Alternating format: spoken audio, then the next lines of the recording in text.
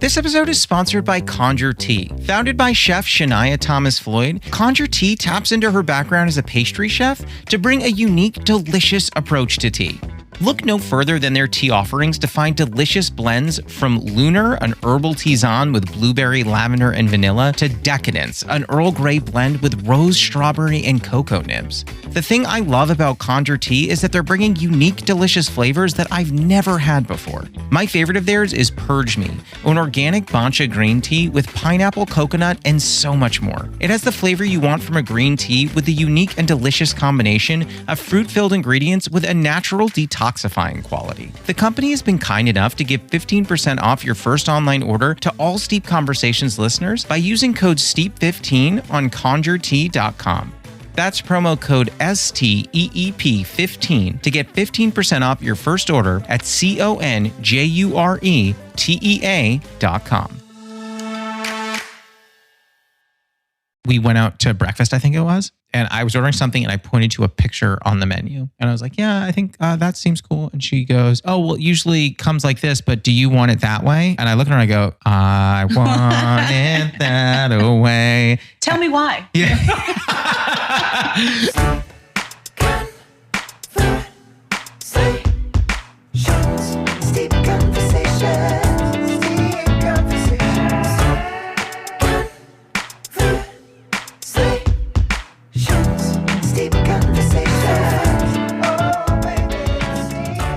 You know when Beyonce is like, she's like, oh, Yeah.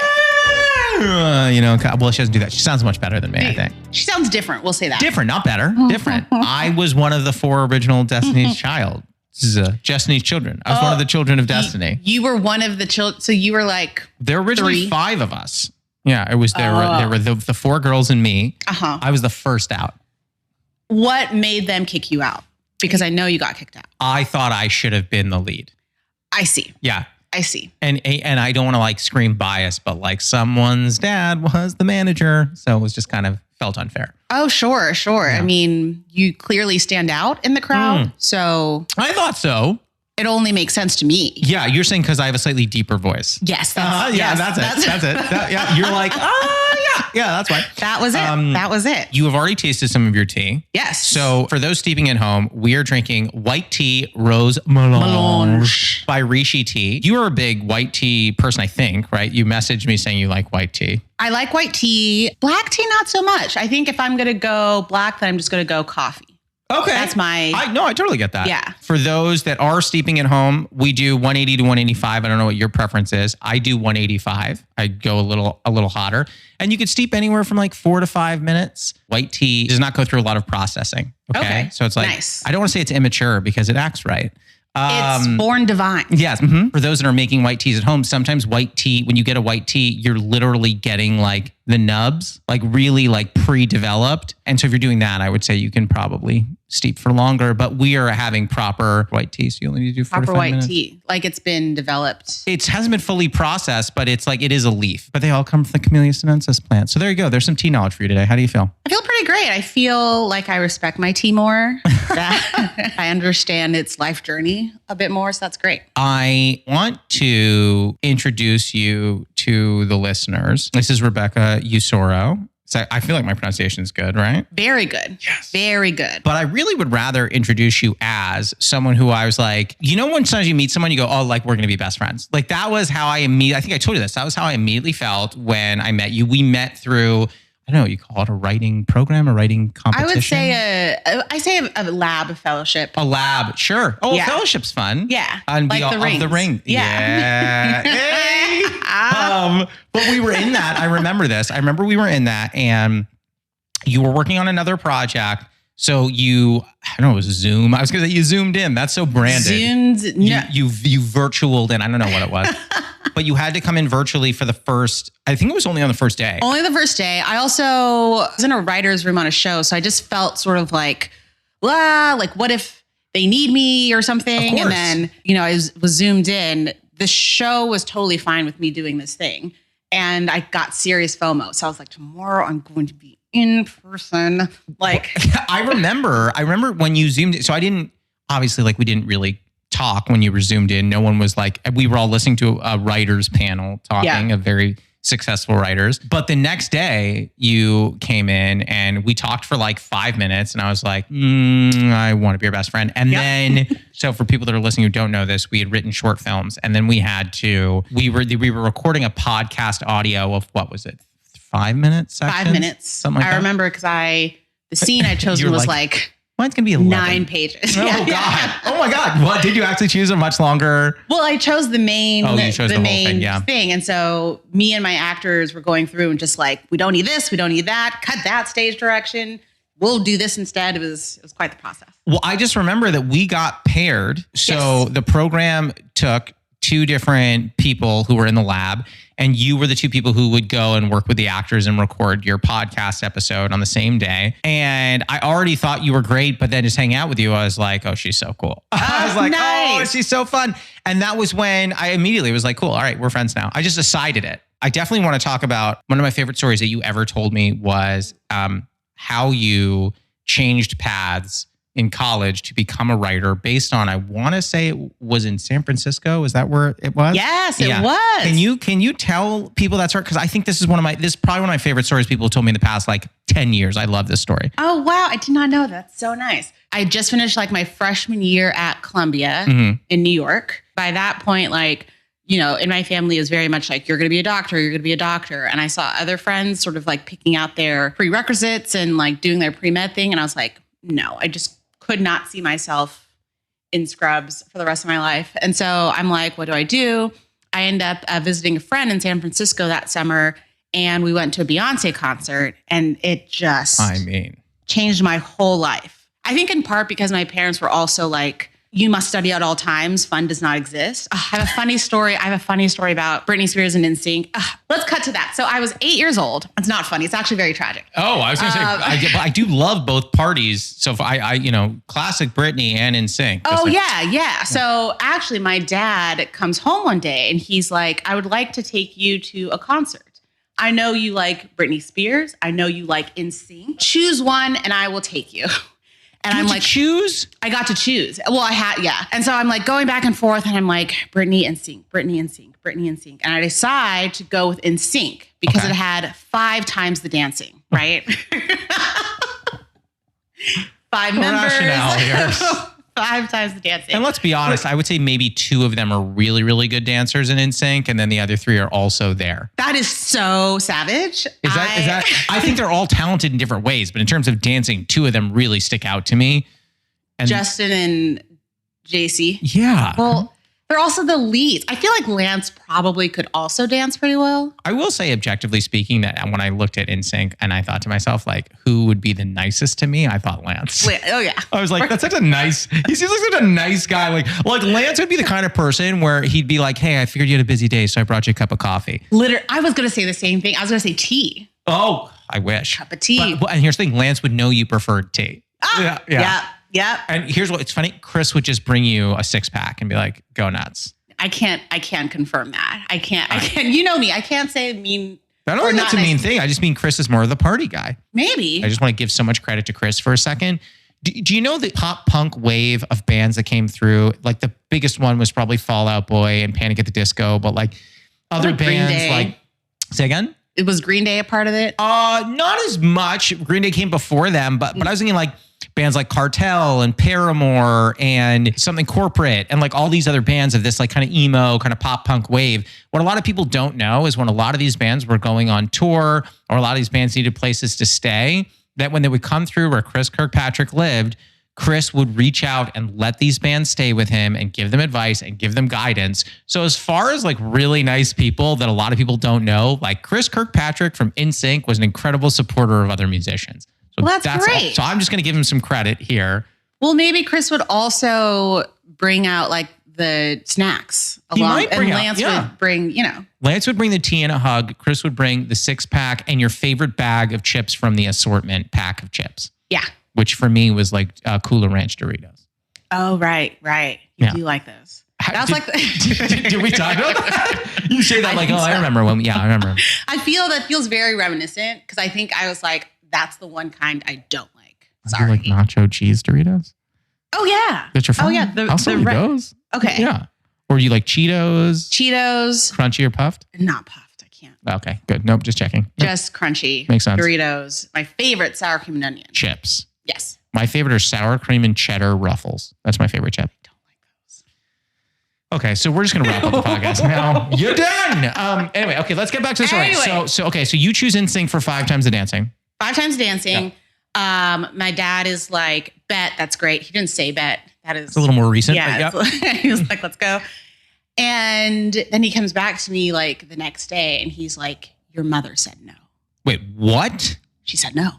Well, and you better turn that no into a yes. Well, I was like, but why? And he was like, I'm sorry, my hands are tied. So I never went to the concert. So no, it's tragic. That is the saddest story ever. I was going to go to this great concert. How'd it go? I didn't go. Didn't go. And I don't know what it was. I don't know if it was like crowds or like, I don't know what it was.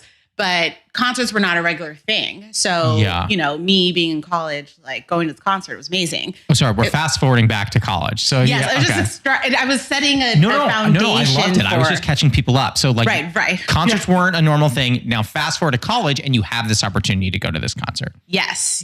And it was with my best friend, Lauren. And we went and I think I was also first just walking in really surprised at how diverse the crowd was. Mm-hmm. Like, young, old, like every background imaginable. I was like, this is amazing. Yeah. And we're in this big stadium.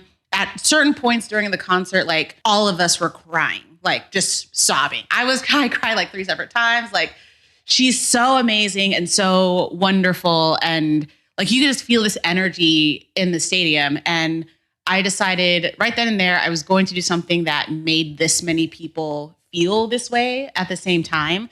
And that made me as happy as she clearly was performing and doing her thing. So that's when I was like, I think I want to do entertainment and I think I want to do film and TV because it has the power to do that. And I know I'll never get bored. I truly do believe that one day you will have the opportunity to share that story with Beyonce. I believe that. I'm manifesting. Do you manifest? I'm manifesting. Yes, I would love that. I think so too. I think I'll I'll meet her once. I'll just tell her the story and then I can never talk to her again because, you can't meet your heroes. What I find really, impressive about you, but also perplexing about you is that you see this concert. Some people don't know that you already, I want to say already at this point, you were a trained dancer. No, not really. You weren't dancing at this point. I was in my college's like sort of dance troupe, but I really wasn't training. Like we had like a performance once a semester. That's so impressive. Yeah, I guess so. Like I danced when I was younger. And then again, the whole being a doctor thing. It was in 8th grade and like, everyone's thinking about what are they going to do in high school, that sort of thing. And I was like, well, I don't see how dance is going to get me into Harvard Med School. My logic as a child, it was that is some toxic thinking. Like, well, this isn't going to get me into Harvard, so I'm out. Or it's genius, as in 5 times dancing. It really went either way. No, the 5 times dancing thing, like that, really, that plays for me. That's good logic. That tracks.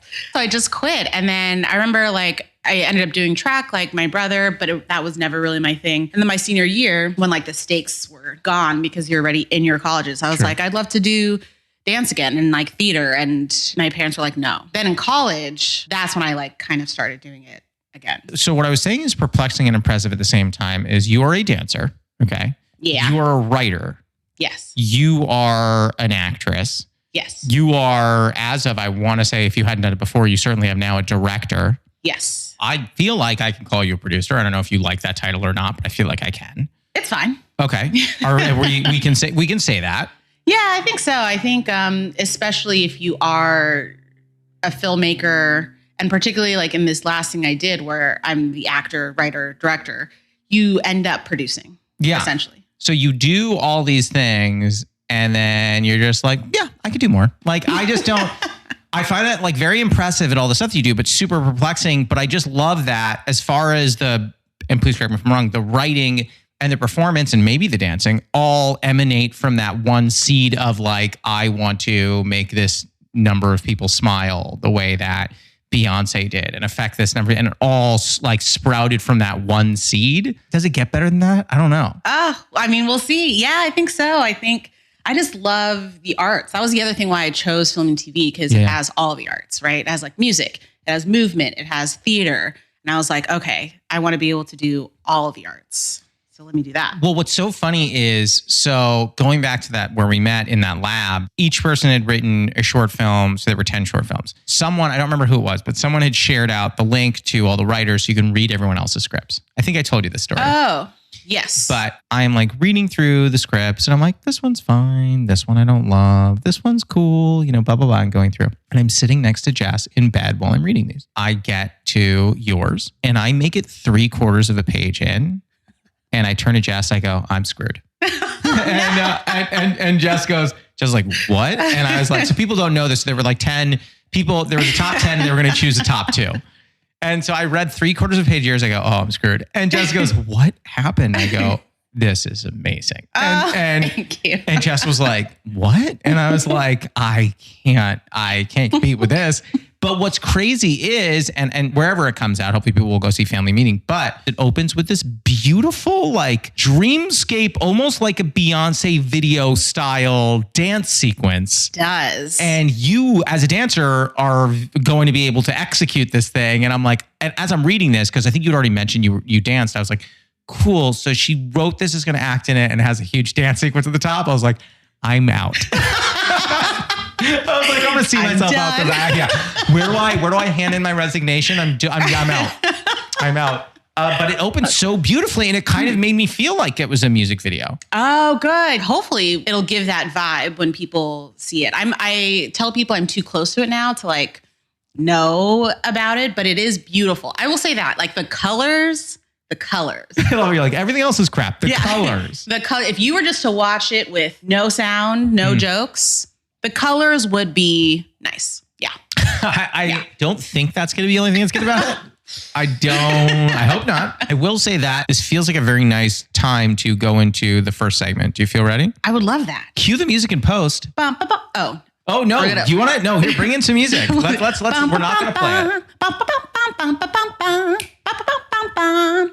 Deep conversations. Oh my God. All right. So I think this time we don't put in the song. We just put in Rebecca's thing. That was amazing. So the first segment, it's called the Newly Friend Game. It's like the Newlywed Game, but we're friends. And the way that it works is I am going to ask you a question. You're going to write down your answer. I'm going to write down what I think your answer is. Then we'll flip the boards and see if we got the same answer. Is it only one question? You are going to have one question and then I'm going to have a question. Okay. And the question for you, and this is a toughie for me, obviously, you know your own answer. Based on the story you just told, what is your favorite Beyonce song? Or let me make this easier because I don't want to like make you Sophie's choice here. What's your favorite Beyonce song right now? If you had to pick right now, it doesn't mean it's your favorite of all time. Sure. What you're feeling now. I'm just going to say, as a Pisces, this is the worst question. So what's funny is I don't know what that means, but I'm excited to learn what that means. I'm a Scorpio and I don't even understand my own stuff. I could tell you, not Scorpio. I'm going to circle this. This is my guess. This, I'm just going to write down, this is my favorite. Ready to flip your board on 3. Ready? 1, 2, 3, and flip. Oh no, I didn't even come close. Well, right now. Okay, so but countdown, yes. Okay, so I wrote countdown, and then I thought you also might like Crazy in Love, and then I said my favorite was Love on Top. Now, show me again. So you wrote Brown Skin Girl. Yeah. And then she wrote, for those who can't see it, she wrote 4 others. So she wrote Brown Skin Girl. Okay. Then Flawless, I don't think I know. Yes, you do. Maybe I do and I don't know the name. Formation, I know. Love on Top, great. Yeah. It's my favorite. And Run the World. Run the World is, to me, it's tough because she writes a lot of anthemic songs. Yeah. But like that one, I think I don't think you can get a better anthem than that. I don't think so either. Also, the video is probably one of my favorites. The video's great. Yeah. The reason I chose Countdown for you. It was in my head, but I, for whatever reason, couldn't remember the name. The reason I wrote it for you is because and this may be a very bad interpretation of you, but the way that I view you and the vigilance that you need to be able to accomplish a lot of stuff in your life needs that kind of like 5, but 4, like, you're like, okay, I'm like really focused and I got this done. It's got energy. It like pumps you up, but it's also like, there's kind of a rigidity to the song of like, you follow these things. You got to get it done. So that's why I kind of chose that. I like that. I like that a lot. I mean, I love Countdown. Countdown's great, but talk to me. So what album is Brown Skin Girl on? Because it sounds familiar, but I don't know if I've... So this is why I was like, I don't think he's going to get it. This is sort of a tricky one. It's technically on the Lion King album. I never heard it. The Gift. No, never heard it. Like the song she did for the Lion King? Not the song, the album experience. I don't think I heard From that. 2019, 2018. I don't know if I heard it. Now I need to go back. Oh, wow. Okay. So Okay. let me say this. Let me say this. I really like Beyonce. I think she's super talented and I'm a very big fan. I do not have the depth of knowledge on her catalog as other people do. So like, I want to just admit, I don't know enough that I could be like, oh, this B-side off of, whatever, off Beyonce, like I'm not that good with her. You don't know Beyonce like you know NSYNC. I know NSYNC incredibly well. Okay, great. That helps frame. One thing that I read that she did, which I was just like, that's the coolest thing in the world. I don't remember what album it was. She like heard a sound that she liked. So she took it and she went to two producers. I think one of them might have even been Skrillex. But she like went to two producers and she goes, I'd like to hear kind of what you do with a sound like this. So they did a thing. And she goes, perfect. Took what they did and let them know she was doing this. Took what they did and sent it to a different producer and goes, cool. Now I want you to do what you do and change this track based on what you do. And like essentially like kept just like taking it, cool. I love what you contributed. And it was kind of like making a stew where everyone gets to put in a little like, oh, I'm going to put in onions. And then someone's like, the cool. gumbo. Yeah. Yeah. And she did that with all these different tracks. And that's why they were so multi-layered and complex, was because she had everybody putting in their own. And I was like, why doesn't everyone do this? That's amazing. Isn't that cool? Maybe for legal reasons. Yeah, that might be. She has a legal team that can just handle that's whatever. Okay. I think you might get this question Ooh. because I think, and please tell me if you already know the answer, because if you definitely know it, then I'll choose a different question. Okay. Beyonce, for you, has served as almost like a North Star, right? Yeah. Who in my life? I know it. You already know it? So just skip right by it? Can I just say it out loud? Oh my God, please. Donald Glover. Oh God, I love him so much. I already know it. Now here's the question. How deep can you go on Donald Glover's catalog? Like Not Childish very. Gambino? Not very. Okay. Because that was going to be my question, was going to be like that. What's your favorite song? What's my favorite Donald Glover or Childish Gambino song? But I don't think you'll get that. So I'm going to do something different for you based on an earlier comment that you made. Okay. And please tell me if you know the answer to this. What was the first concert I ever went to? Ooh. I don't think you know that, but you might. Okay. I don't positively know it. So you ready to flip your board? On 3, 2, 1, give me a flip. Oh, so Rebecca wrote TLC. I wish. No, it was Backstreet Boys. Backstreet Boys. Did I know this? Tell me the story. It was my birthday. My parents were like, what do you want to do? And I was like, I want to go see Backstreet Boys live. And that was the whole story. Which, listen, is it the most like traditional thing you'd expect a 9-year-old boy to go want to see? No, but not particularly, but I love it. I did. Here's what's funny though. Over time, my tastes moved a little bit more into the NSYNC direction. Understandable. But here is the craziest. This is a 100% true story. This is super silly. Okay. I went to visit Jess when she was living in Houston. We went out to breakfast, I think it was. And I was ordering something and I pointed to a picture on the menu. And I was like, yeah, I think that seems cool. And she goes, oh, well, it usually comes like this, but do you want it that way? And I look at her and I go, I want it that way. Tell me why. Yeah. So we like had this joke. And then for the rest of the day, as a joke, I would find ways to pull in Backstreet Boys songs into conversation with Jess, driving her crazy. So she'd be hilarious. like, she would say, I would be like, a lot of people say they like this shirt on me. And she'd be like, oh yeah, who? And I'd be like, everybody. I just like kept driving her crazy. She was like, we're going to go do something fun tonight as a surprise. I was like, cool. And we started heading to the Toyota Center. And I'm like, oh, fun. And in my head, I go, the Rockets aren't playing right now. Tonight? I know they're not. Yeah. We get there. It's a Backstreet Boys concert. That is the nicest thing anyone could do for anyone. But here's the thing. We get there and Jess goes, so you knew? And I was like, no. How would I have known this? And she goes, wait a minute. You're telling me that absolutely randomly you chose to sing conservatively 20 Backstreet Boys songs today, having no idea that tonight I was taking you to a Backstreet Boys concert. I said, I legitimately am that guy who just wanted to sing Backstreet Boys songs. I had no clue. That's amazing. That's magic. I was so shocked. Like, let me tell you about the call to change my destiny. Like, it was crazy. Like, truly crazy. And to this day, I cannot get over it. Like Jess literally was like, you knew. I was like, I did No wonder she not. was like so irritated the whole day. Well, she thought I knew. Yeah. I don't want to like characterize her as irritated, but she was just like, oh my God, enough. You know, like I was like, but she did not quit say playing anything. games with my heart.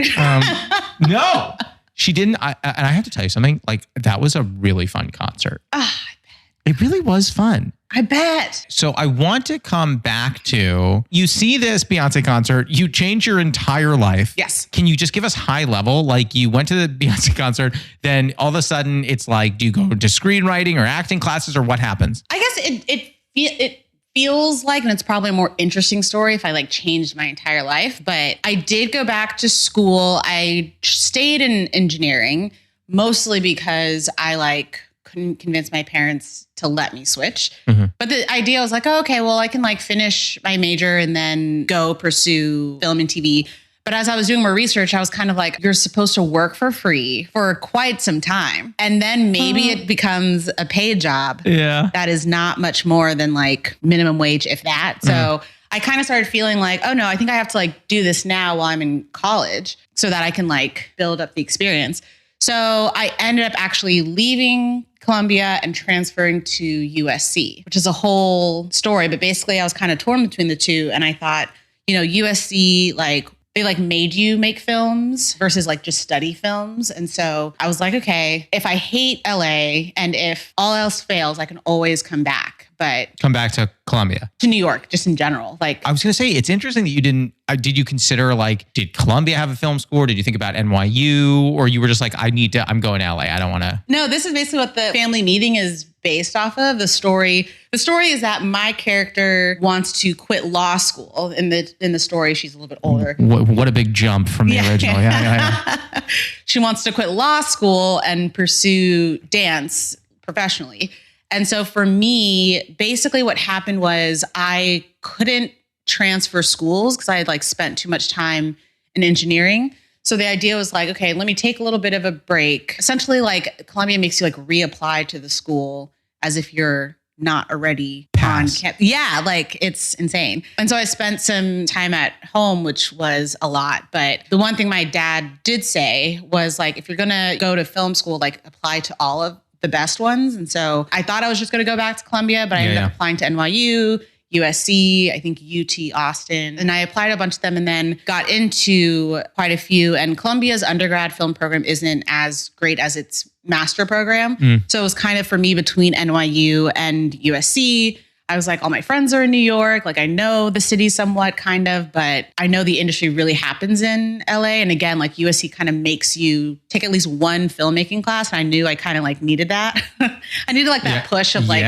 here's a camera, go. So I was literally in Texas deciding between like which coast do I go to.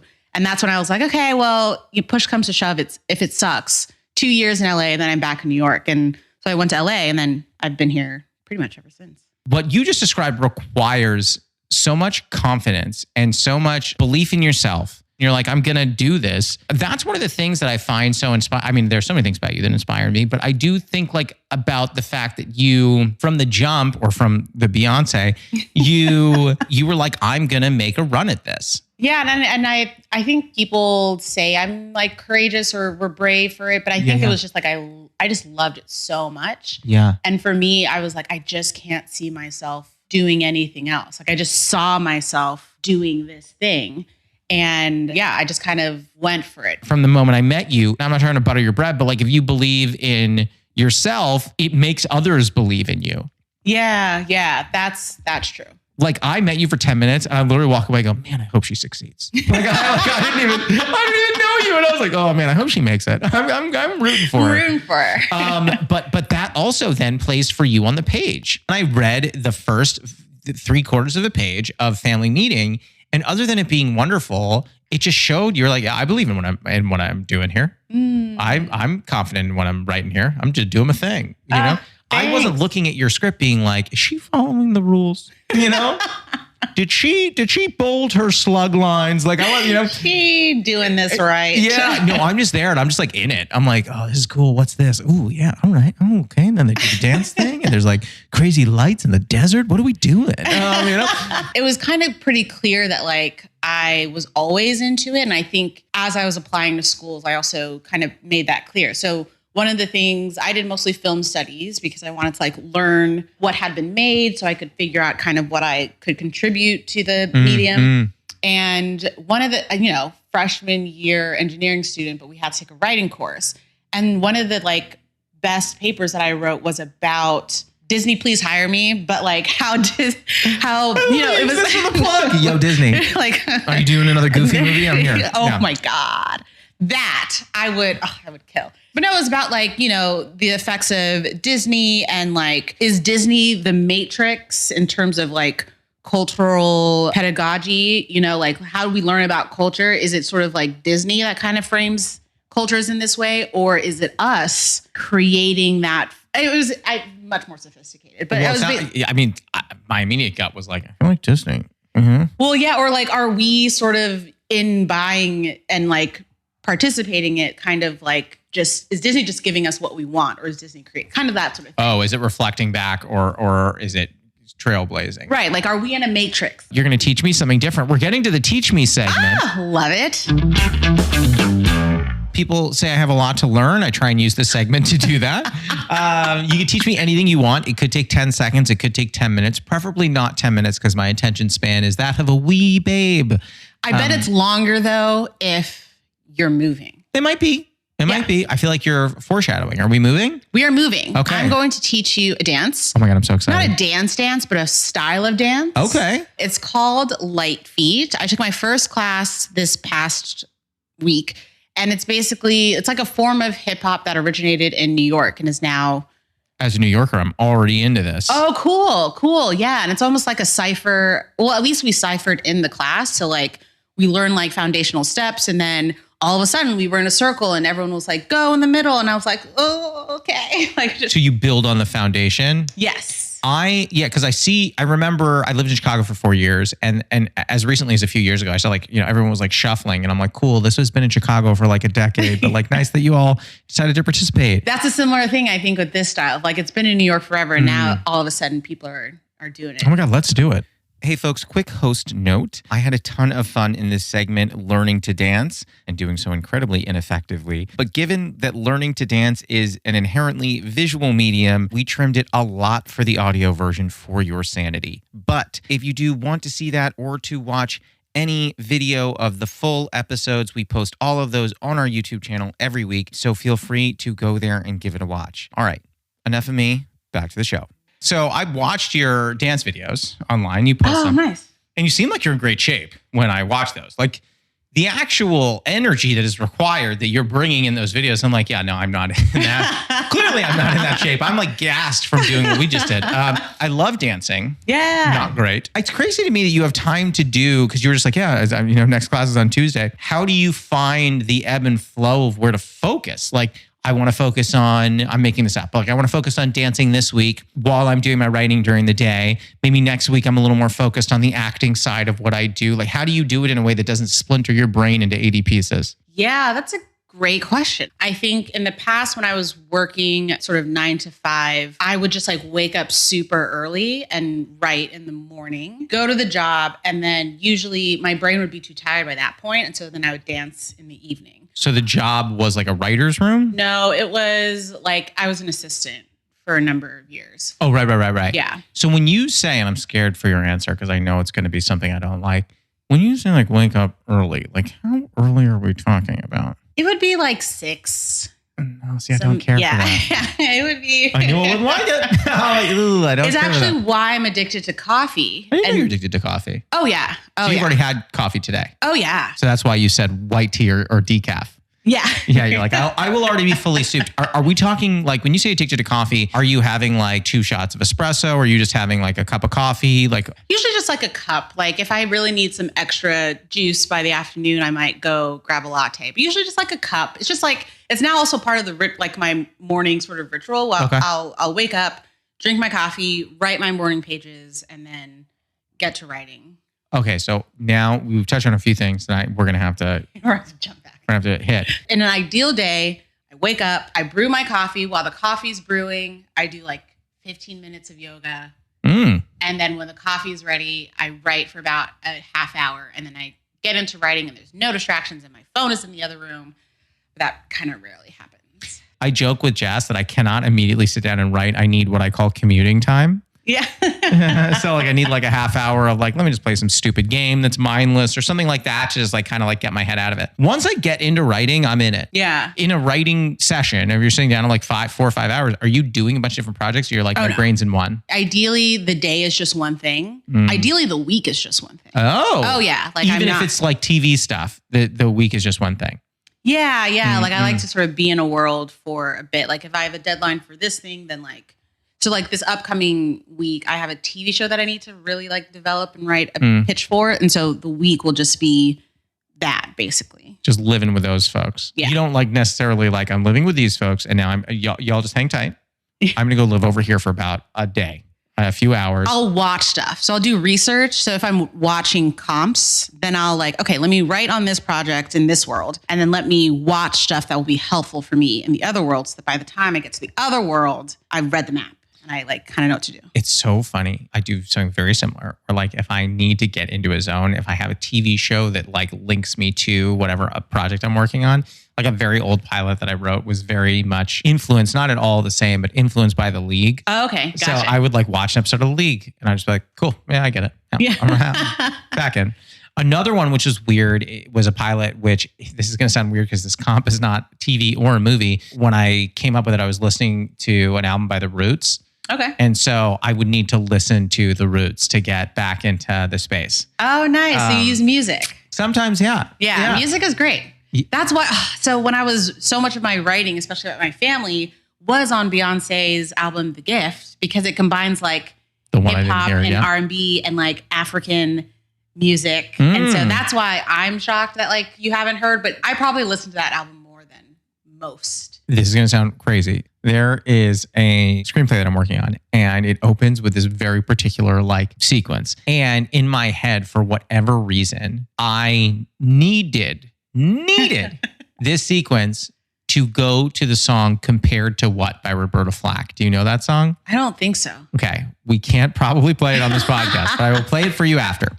So I made a Spotify playlist of the song 30 times in a row and would just... Instead of just putting the song on repeat? Because the way that the Spotify thing was working, occasionally it would like do this weird thing where it was like, oh, we're done with the playlist. We'll go to something else. I'm like, oh, that's annoying. Oh, yeah. So I just put 30 in a row, played it, and then would just beep, beep, beep. While that was playing in my head, it was only like 6 pages. But then I got so into just having the song in the background that I was like, no, this is what it needs to be now. It just like sets the tone for the whole thing. Listen, Roberta Flack is a legend. And so I was just in there. I was just vibing out to it. I was like, oh, this is nice. And Jess at one point, and it was in my headphones, Jess at one point comes over, she goes, still Roberta Flack? I was like, yes.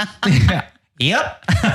You know it. Yeah, you heard. I have the problem where anytime I write something, I always want to. I know I like no one does this except like Edgar Wright, but I'm always like something like compared to what Roberta Flack would play. Oh, I do it. Yeah, I do it all the time. It's terrible. No, it's good because it's like when you say it's something like, people know that you're not like actually trying to get that song necessarily, but you've planted a seed in the brain. And like, what happens if maybe we get the song? Who knows? But like, you need to just plant the seed. Because then sometimes some people when reading, they'll go and like listen to it and be like, okay, I get this vibe now. I'm going to keep going. I kind of want to make mixtapes for all of my projects and be like, this is what you should be listening to while you read this. Oh, yeah. I do that too. In case it gets made, I'm like, here's the music supervisor. I mean, Donald Glover, when he did Because the Internet, he wrote a screenplay that went with Because the Internet and it tells you in the screenplay when to hit the tracks. That's amazing. He's the best. I feel like this is as good a time as any to move to our lightning round. Oh. So it's 5 questions, fast questions, but they don't need to be fast answers. Great. Question 1, what is a favorite ritual of yours? So like mine is brewing tea. And we might have just kind of covered in what you were talking about. Yeah. Is that my favorite though? Oh, I feel like you don't like when I ask you what your favorites. Is this the Pisces thing? This is the Pisces thing. Can you explain to me what this is? Pisces, we're here, we're everywhere, we're nowhere, right? Like we just love all the options. We're the last sign of the zodiac. So like in many ways we can relate to and go with the flow with all signs. And so when, in terms of like picking your favorite, it's sort of like, well, they're all my favorite. Like, so Jess's birthday is in July. We could go to a restaurant and I'm like, so, do you want to get an appetizer? She's like, yeah, I think maybe we do these 4. And I was like, what? We could go to a place that doesn't have appetizers. She's like, should we just order like 6 mains? Yeah. And I'm like, no. I was like, I'm not Mark Cuban. We're not ordering 6 mains. I said to her when I go, I don't think Jay-Z orders 6 mains at a restaurant. And I think he does. So she goes, I'll bet he does. And he doesn't even look at them. And she's like, I'll bet he just sends them to other tables to let other people enjoy them because he doesn't need them. He just wants to order them because he can. So I think she's right. Jess literally jokes that every meal is tapas to her.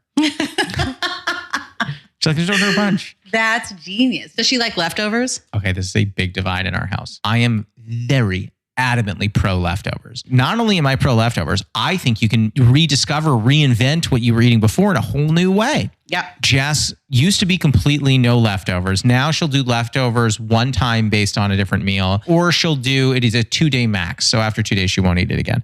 I will eat something for a week. Oh, yeah. I ask because it's interesting that she orders so much and then isn't a leftover person. Isn't it interesting? Isn't it, Rebecca? It is. Maybe she's a Pisces in disguise. Maybe. She's a disguises. Oh, That's my time, everybody. Thank you. Good night. Thank you. You can see me at the Funny Bone in the Chuckle Hut. Yeah. Maybe a part of her is. We're not going to get into astrology, but basically that's. I don't even know what she's a Cancer. I don't know what they do. Cancers are very caretaking people. Then she must not be a Cancer. No, just kidding. Jess, if you hear this, I love you. And what about Scorpios? And then I swear we'll get back to you. Scorpios are very intense and very loyal. Those are 100% me. Super loyal. Yeah. Love and loyalty. Very big for me. Yeah. It's like sort of there's like a wall up for a bit, but then once a Scorpio decides that you're their person, it's like, I will die for you. I'm loyal to a fault. Yeah. If you're in my squad, you're fully protected. Yeah. It's very hard for a Scorpio to let go. I don't. Yeah. You're here forever. Yeah. Okay, sorry. So favorite ritual. I'll pivot a little bit. Dance classes don't really do this too much, but I love a dance class where like we all warm up together. That's like a nice ritual. Like, you just like, you stretch, you warm up. A lot of times choreographers will like in sort of the grooves of warming up, plant some of the choreography just so you can get in your body. That's nice. Yeah, it's nice. Like you're all moving as a group. Sign of a good teacher. Yeah. So that would be my favorite ritual is like a dance class that like we all warm up together. I remember once I was 22. I use a phrase a lot where I say I'll try anything 4 times. And this guy goes, oh yeah, anything? And I was like, yeah. And he's like, anything. And I was like, if you're thinking in sexual terms, also yes, but I don't understand what you're referencing here. But he goes, all right, I'll make a deal with you. I'll name a thing. If you do it, like, I don't remember what it was, like maybe $50 or something. I was like, cool. And he goes, dance class. And I was like, done. So my friend Maggie, who was also there, was like, I'll do it with you. And I was like, great. So we found this dance class, which was a beginner hip hop dance class. And I was like, this is going to be great. I don't know how people define beginner in that place, but like we get in. What city were you in? Minneapolis. Oh, okay. Do you remember the song? I think it was called Dynamite by Tal Cruz. It's like, I came to dance. All that. The teacher's like, okay, so we're just going to take it really nice and easy. Okay. And we're like, great. She goes, all right, 5, 6, 7, 8, and 1, 2, flip, 3, 4, turn, twist, arm and down, leg up, kick to the side, and back to and close. All right, so that's gonna be our first. Does anyone need me to review that? We got on our first phrase. Yeah, she's like, does everyone need me to do that again, or we all got that? And I'm like, what do you mean? Did we all get that? I was like, I spun around. I missed what you did because we turned back. I don't even know what. And so she like sees me and Maggie are like way out to sea, and she goes. She's like, sorry, okay, we're going to do it one more time for those that already got it. One more. Yeah, she goes, for those that already got it, I'll pick up the pace just a hint. And I was like, slow down the pace. And she goes, all right, and 5, 6, 7, 8, 1, 2, and 3, 4, flip and turn, 7, turn. And kick, up, down. Maggie and I went to 2 classes. We go to the 3rd class. She drove that day, and we're just sitting in her car outside the studio, and we're both silent. And I was like, we should probably go in. And Maggie's like, yep. And then neither of us moved. And Maggie's like, because I'm going to go. And I was like, yeah. And neither of us moved. And she was like, I'm just saying, hypothetically speaking, there is a happy hour at the Independent. And I was like, well, I feel like we should probably take a break. We've done this 2 weeks in a row. It feels very tiring. And then I think we went one more time to dance class, and then we just made it a ritual that we just kept going back to the Independent for happy hour. Oh, nice. Because the problem was like, I wanted to dance, I came to dance. But it was like their definition of beginner. It was like expert dancing. It's a lot. And you kind of never know, unless it literally says basic or foundation. Okay, so that was our mistake. Yeah. Like you could be like a beginner class, but everyone's been taking it, so it's really like intermediate. It was like expert. It was like or that. It was like 1, 2, pas de bourrée, twist, kickball change. I'm like, what are we doing? Anyway, okay. Question 2. What is a running bit you have with a friend or partner that makes you laugh, or a family member? I like quote a lot of, I guess, TV shows. And one of the shows that me and my siblings grew up watching was The Simpsons. Sure. So I oftentimes answer the phone like Mr. Burns. And Can you do it for us? Yeah. So when he answers, it's very simple. When he answers the phone, he's like, ahoy, hoy. And so now it's gotten to the point where I say it to my siblings all the time. They say it back. And now there are certain friends who say it also because that's how I answer the phone. And one friend, my friend Maggie, I'm like, ahoy, hoy. And she's like, ahoy, hey. And we just continue the conversation. I love that. The two things I say from The Simpsons, because I was not an adamant viewer, but I've seen a lot of it. Two things I say from The Simpsons a lot are everything's coming up Millhouse. That's my sister's Millie. We call her Millhouse. We call her Milhusen, Milhusenhoff, Milhusen-Hofer. So you really make her very German. I really do. Yeah, I do that one. And then the other one, my other literal favorite quote from The Simpsons probably is, these berries taste like burning. It's just anything Ralph Wiggum makes me super happy. Question 3, can you do an impression of one or both of your parents? My brother, when he was in college, changed his major from chemical engineering to chemistry, which warranted a whole discussion about how he was going to ruin his life with just a chemistry major. Feel very related, but okay. What do I know? Those seem similar. Yeah. So it's like, so how are you going to change your major from chemical engineering to chemistry? Hey, that's it. You know what's funny? The hey, for some reason, was very intimidating. You're like, hey? I'm like, I don't know. I felt like I was your brother. I'm like, I'm not sure. I could change it back. I don't know. And I'm guessing everything turned out fine. Yeah. Question 4. Have you ever experienced imposter syndrome? And if so, is there a particular moment that comes to mind? I mean, a ton of times. Yeah, I guess there was one pitch I had, and it was to this person who I was convinced that I was bombing the pitch. Oh, you were sure. You're like, I'm really destroying this. Oh, yeah. This is going terribly. Oh my Lord. And were you just like, should we just call it? Yeah. Wrap it up. I wanted to, I very much wanted to, but I'm like, God, you just gotta get through it. And so I get through it. I think I ended up let me just focus on this other person and not this person who's just making a face like they do not want to be they're here. Just stonewalling you emotionally. Okay. And it scowling, all that sort of stuff. I get through the pitch and this person unmutes themselves and oh, this was on Zoom. This was on Zoom. Oh, this was a Zoom pitch. Oh, okay. Ignore that box. And they were like, I'm sorry if I was, making a face. I was just trying to not cry. That beautiful job. And I was like, the person that you were sure was like, you're the worst. Yeah. Turns out they were just trying not to cry. They were just trying to not be emotional. So what a great way that could have turned out. Yeah. So I think it's a good example with imposter syndrome, thinking oh, I can't do this or I can't. Yeah. And then oftentimes you find out that oh no, you were doing fine, and not only fine, but great. So I try to think of that whenever I feel oh, should you be here? Or are you equipped to do this? Because that happens a lot. That's why I kept God, which one of the millions of examples? Yeah. For any listener, you weren't oh, I don't know if I've ever experienced that. Yeah. Instead, it's hey, listeners, she was experienced that every day. So she just had to pick one. Listen, I had that when we went to do that lab. And they were like, all right, do introductions. And so I was planning when it got to me, just be like, hey, I'm Josh. I'm a stand-up comic. And I also enjoy writing. And my favorite dessert is pie. Just like something like real quick and easy, blah, blah, blah. First person's like, well, I went to Tisch and I've won 14 different screenwriting competitions. And I have so many laurels that I dedicated a wall in my house to just recreating all the laurels I've won. And I was like, oh no. No, you and I were on the same page for that. Cause I was also like, oh, should I have printed out my resume and brought I was literally going to go into a story about how one time I had apple peach raspberry pie and it was really good, but apparently like no one was doing that. No one was following that script. No, everyone's like, and then I did this and I did that and I wrote for the Pope and I'm like, okay, yeah, of course you did. I also have a weird, like when I really admire someone, I also get like reverse imposter syndrome and I get in the state of like, you need to meet me. It's very bizarre. You need to meet me. I had an assistant job where like a lot of prominent people kind of came through.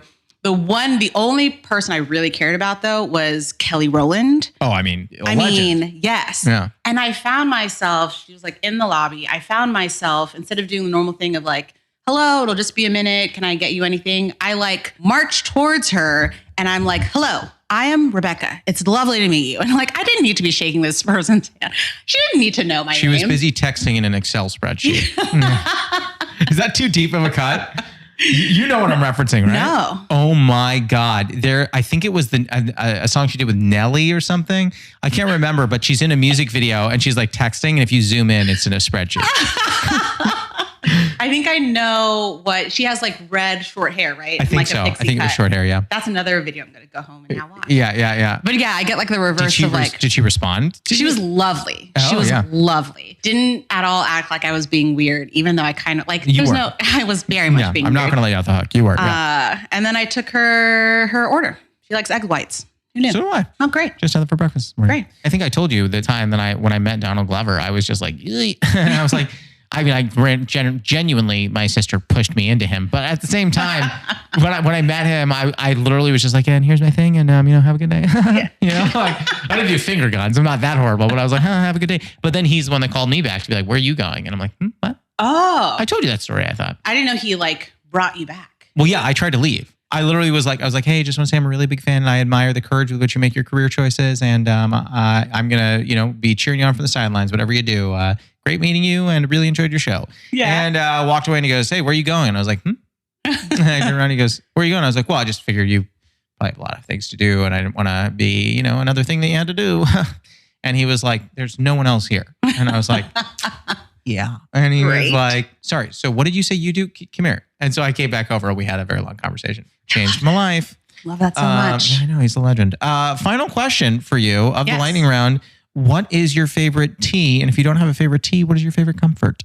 I love me like a ginger lemon, a chamomile. Sure. Yeah, I live in the herbal world. I would have made you an herbal had I known. But I knew, I was like, this is, early afternoon. Let me get a little bit of... Little kick. Yeah. Little zhuzh. Is that what you're going to say? I was going to say, yeah. Rebecca, it was so lovely having you. This was so fun. It was so lovely being here. We have to have you back again. Please. I'll teach you something. I'll teach you another dance that I'm... Oh yeah. This time I'm going to... this time I'm going to put on extra deodorant, I think. That's what we'll do. Thank you so much. And hopefully we'll see you again soon. Yeah. Thank you for having me. Thank you.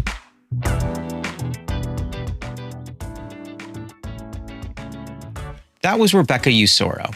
You can follow her on Instagram and Twitter at Rebecca Usoro and on TikTok at Rebecca Usoro. Steep Conversations is produced and edited by Lucas Marshka. Our theme song and additional music are by Oliver Hymack. Our cover art was done by Neil Fraser with photography by Matt Mazisco. Social media by Dia Villegas. Please write a review and rate our podcast on Apple Podcasts and wherever else you can. You can send any questions, comments, newly friend game suggestions, or tea suggestions to steepcombos@gmail.com or tweet us at steepconvos. I'm Josh Lanzette, and you can follow me on Instagram, TikTok, Twitter, YouTube, and Facebook at Josh Lanzette. We'll be back next week, so until then, happy steeping.